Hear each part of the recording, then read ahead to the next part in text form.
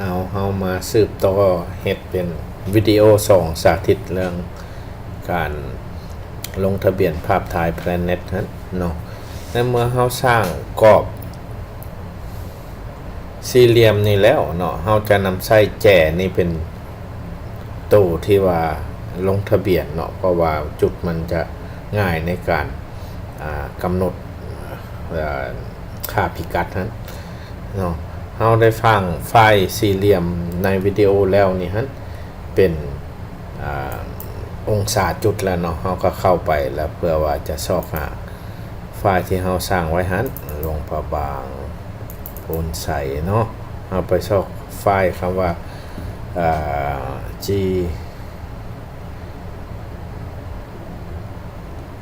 โมเมนต์ขอโทษแมนยูพงศลีจำเมืองสัมพันธ์เนาะ GCP Box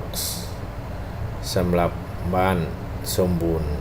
2นั่นว่าแมนไฟล์ตัวนี้ที่เราสร้างเนาะเขาเข้าไปเปิด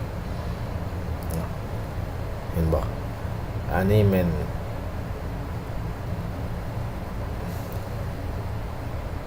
ป็นวิดีโอที่เรา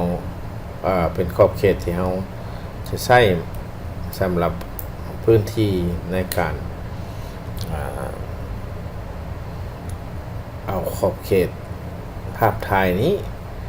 มาลงทะเบียนเนาะขอบเขตที่เราต้องการเห็นบอกอยู่ในนี้มันจะแสดงให้เราเห็นว่า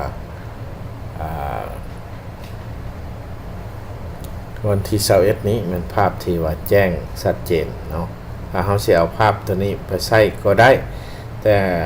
อาจารย์ขอแนะนำให้ใช้เป็นเดือนนี้ก่อนเนาะเพราะว่าภาพถ่ายเป็นเดือนนี้เดือนล่าสุดก็แม่นเดือน2แต่ว่ามื้ออื่นนี้พอมื้อนี้วันที่30ละ31มันไปวันที่1เดือน4แล้วหั่นภาพโมเสกเนาะสังรวมของเดือน3จะเกิดขึ้นเนาะฉะนั้นเฮาเอาภาพนี้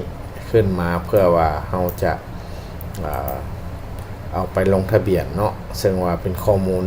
ค่อนข้างจะอัปเดตล่าสุดแล้วแหละซ้ำนี้เนาะสิ่งที่เฮาได้ขึ้นมาแนวนี้แล้วเฮาเลือกภาพถ่ายเป็นเดือนเนาะแล้วก็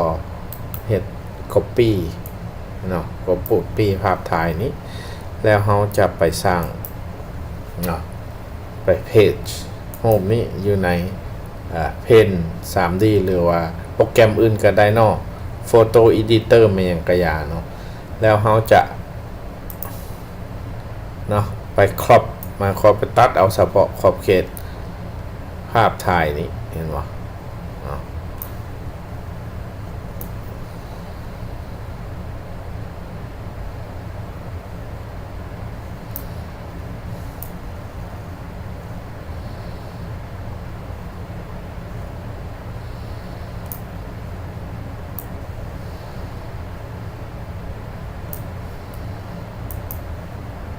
เนาะ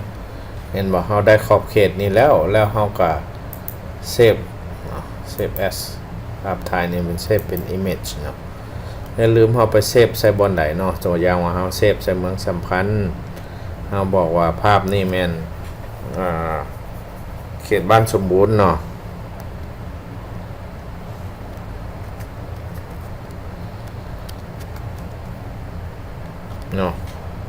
สิ่งสำคัญเราจะต้องใส่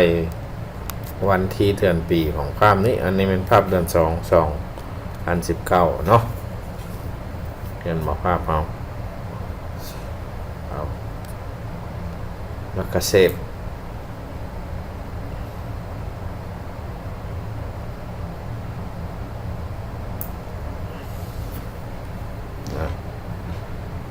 จากนั้นเราก็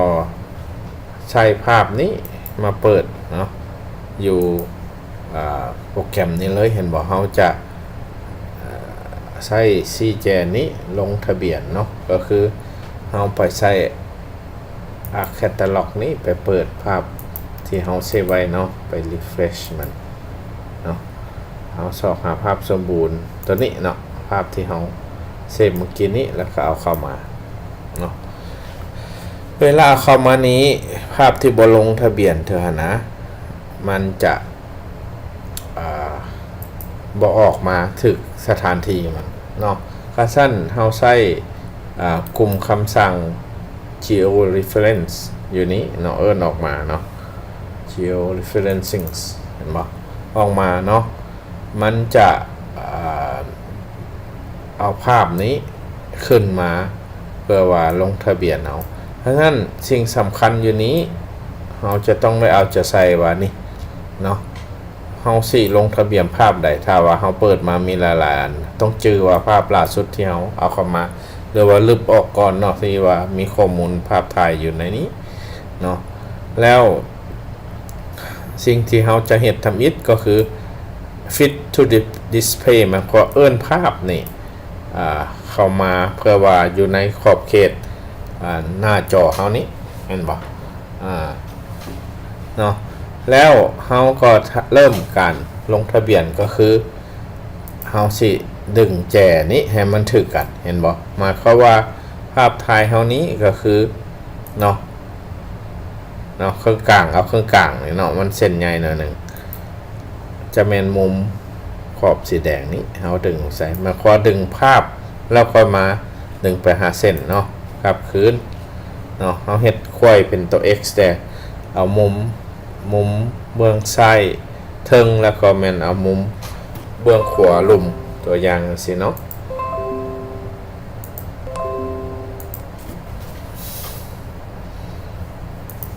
เฮาก็ดึงเฮ็ดควายกันเป็นตัว x แนวนี้เนาะมาขวาอันนี้ดึงภาพก่อนเนาะแล้วก็ดึงมาใส่จุดที่มันถูกต้องเห็นบ่กลับขึ้นไปเบิ่งเห็นบ่ภาพมันจะแลนเข้าไปหาเนาะเราจะต้องได้เฮ็ด4มุม4แจอย่างน้อยต้องมี4จุดเนาะเอาเบิ่งมุมนี้แล้วเราก็เอามุมนี้ดึงเข้ากันเนาะ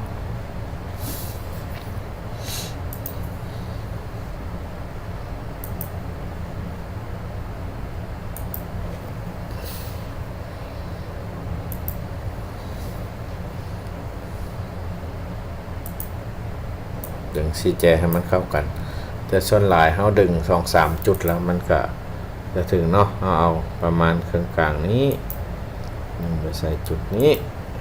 มันจะเลือกใส่เนาะเห็นบ่ภาพมันจะเลื่อนไปถึงจุดมันแล้วเฮาสามารถเบิ่งว่าค่าผิดเตียงอยู่ในนี้เห็นบ่เฮาสามารถตืมจุดมันใส่ได้เนาะโดยการเฮ็ดดับเบิลคลิก2เทื่อเพื่อว่าเฮาเอาค่าผิดเตียงนี่ให้มันหลายขึ้นเนาะเพื่อว่ามีตัวเลือกเห็นบ่ตอนนี้มันมีค่าผิดเตียงหลายเฮาก็ลึกจุดที่มันค่าผิดเตียงหลายหันออกไปตัวอย่างว่า 15.7 นี่เนาะหรือบอก6หรือบอกเนาะเอาจงไว้4จุดนี่เนาะถือว่าใช้ได้แล้วเฮาก็แม่นเริ่มการลงทะเบียนเนาะสำคัญอันนึงเราต้องอัปเดตดิสเพย์มาขอให้เอาภาพนี้มาอัปเดตอยู่จุดมันแล้วสุดท้ายหันจะต้อง rectify เนาะ rectify ก็คือเฮ็ดภาพนี้มันจะบอกว่าพิกเซลไซส์นึงของเราเท่าใดประมาณ24จุดเนาะแล้วเซฟอยู่บนใดแล้วมันจะเปลี่ยนไฟล์ให้เราเนาะไฟล์ที่มีส่วนหลายมันจะเปลี่ยนเป็นเห็นบอกเอาเลข1ใส่ให้เฮาเนาะแล้วก็เขียนนามสกุลทิปใส่แล้วก็เซฟเนาะสำคัญให้เฮาเซฟอยู่บนใดเนาะถือว่าสำเร็จขั้นตอนการลงทะเบียนก็เอาตัวนี้ออกไปก็ได้เนาะถ้าสั้นเฮาก็ไปเพิ่มเข้ามาเบิ่งภาพที่เฮาลงทะเบียนแล้วฮะเนาะเมื่อกี้นี้